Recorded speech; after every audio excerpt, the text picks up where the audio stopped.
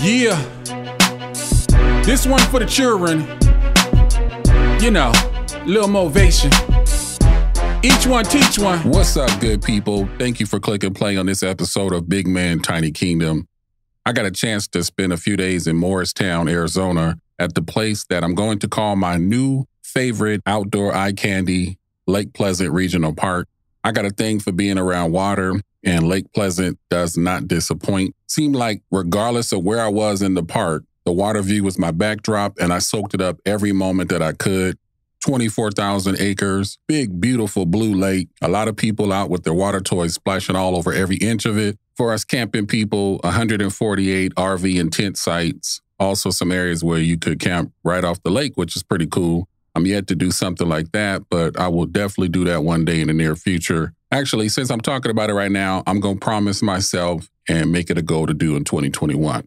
Let me go ahead and officially make this known. I'm a glamper, proud of it, not ashamed about it at all. I like staying at the state parks and camping resorts because I'm not a natural-born, manly nature man. This is something that I've developed a like for over the last few years, so I'm still relatively new to all this. I've done dispersed camping before, but it ain't my go-to.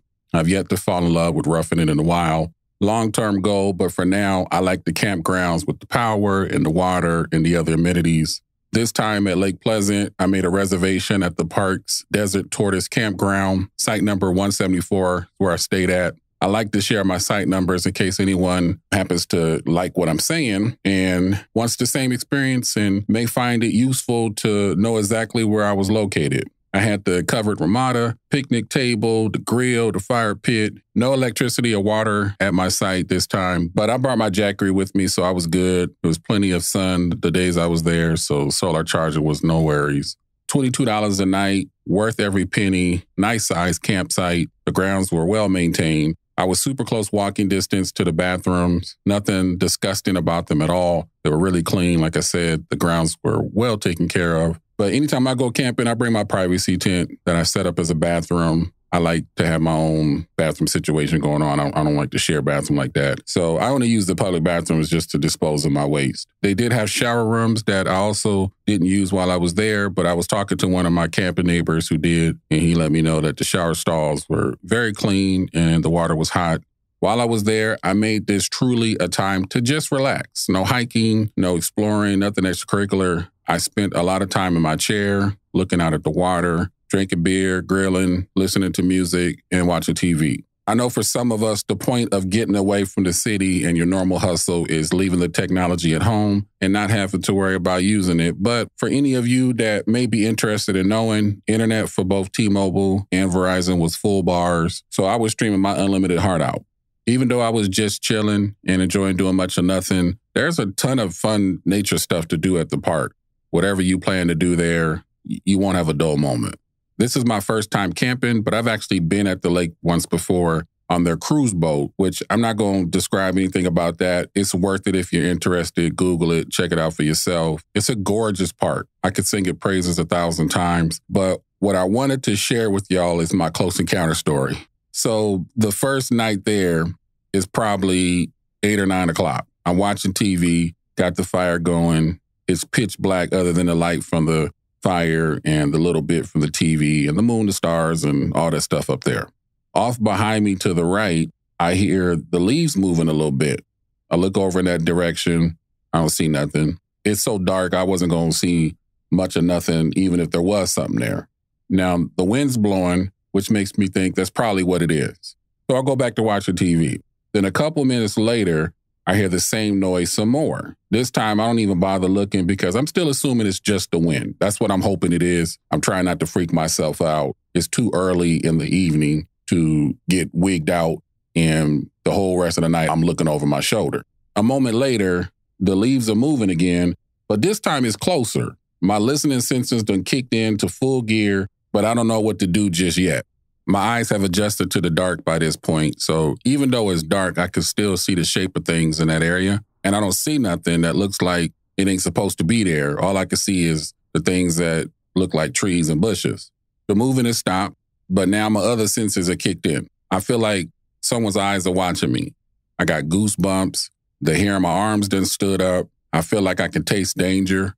I lean in slowly to mute the TV and grab my flashlight off the table in front of me. Also, I'm packing. I always carry when I go camping just to have it in case I need it rather than need it and I don't have it. But just so y'all know, I'm not a shoot first type of person. I don't want to be that dude that accidentally hurts someone when it's not warranted or could be resolved without using deadly force. And I also carry bear spray with me, which that's my plan, is to try to use that first if the situation allows. My point is, I'm ready to defend myself if whatever making this noise means to do me harm, I'm ready. So now I hear the bushes moving again, and it's definitely closer to me. I got the spray in my right hand, flashlight in my left, guns in my lap. My thumb is on the power button of the flashlight, but I'm a little nervous about turning it on and actually seeing something there. I pointed in the direction of the noise, but I don't do nothing just yet. I'm squinting hard. I'm trying to see what is there. I'm listening closely. I see and hear nothing, but I feel like something ain't right. And until I get this figured out, I'm just going to sit here in the ready position. The next noise I hear is like someone stepped on a tree branch and cracked it. I know I need to do something. I feel my heart thumping. My insides done warmed up with fear. My underarms is itching. I'm nervous. I'm saying to myself, why in the hell would I bring myself out here messing with nature like this? You know damn well this is the moment right here why Black folks don't be out in the woods. I want my mama. I'd rather be in the hood where there's a different type of danger, but at least I'm used to dealing with that. I'm a former wannabe thug, so I can handle that. But this right here, I can't do. I'm Freddy, Jason, and Michael Myers scared right about now, and I'm wigging out. I had to snap out of it, though. It's time to man up. I say to myself, on 3, I'm going to flash the light. 1, 2, 2 1/4, 2 1/2.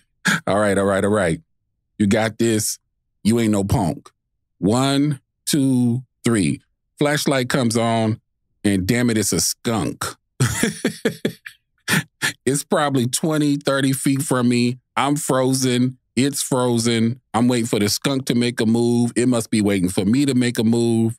After a few seconds or so, I see a little movement of his tail, and I try to haul ass as quickly as I can. But if you know about these cheap camping chairs, they lounge you back so far that ain't no such thing as getting up quickly. I ended up falling out the chair, but I'm watching the skunk the whole time. It didn't spray me. It ran off in the other direction. I done fell and dropped everything, the bear spray, the flashlight, the gun. So if it was something that was going to attack me, I would have been took the hell out. Not a fighting chance. Being on the ground like that was not a pretty picture of my manhood.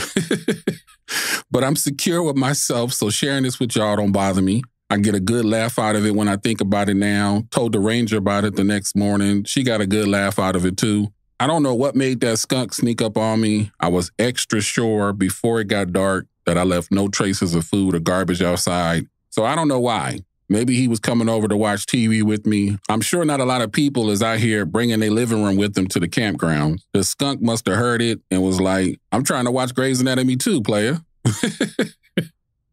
And I hurt my knee falling out that damn chair. I wanted to get something super compact, so I bought one of those that you can fold into a small bag. I thought it was the coolest thing ever because of the size and that it can support my 300 pounds. But it makes me sit so far down inside it that it's a chore getting up. Plus, I'm in my mid-40s and getting up from a chair ain't that easy as it used to be anyway. So I'll be going chair shopping real soon. Anyway, the skunk didn't come back. However, I was traumatized about it the rest of the night. I was in Ready Player One mode so that if it did come back, I was going to be boxing it like Martin did on that episode when they was on vacation and the animal came up into their hotel room. One of the funniest TV scenes ever. If you want to get a good laugh, look for that on YouTube. But after being attacked by the skunk, yes, I was attacked. That's my story and I'm sticking to it. After the attack, I kicked it in the tent for the rest of the night and I went to bed. It must have got real windy overnight because I woke up the next morning and my stuff was scattered all over the place. I had my chair and some other things that I had left unsecured. Didn't let that get to me though.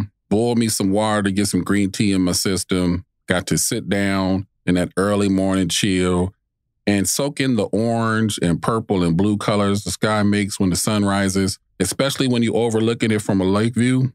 Man, Most High hooked us up with that creation. No complaints at all about the campgrounds. In fact, I like Lake Pleasant so much It is on my list of places that I probably will visit every year. Get up, get out, and get you something good, people. This is Big Man, Tiny Kingdom.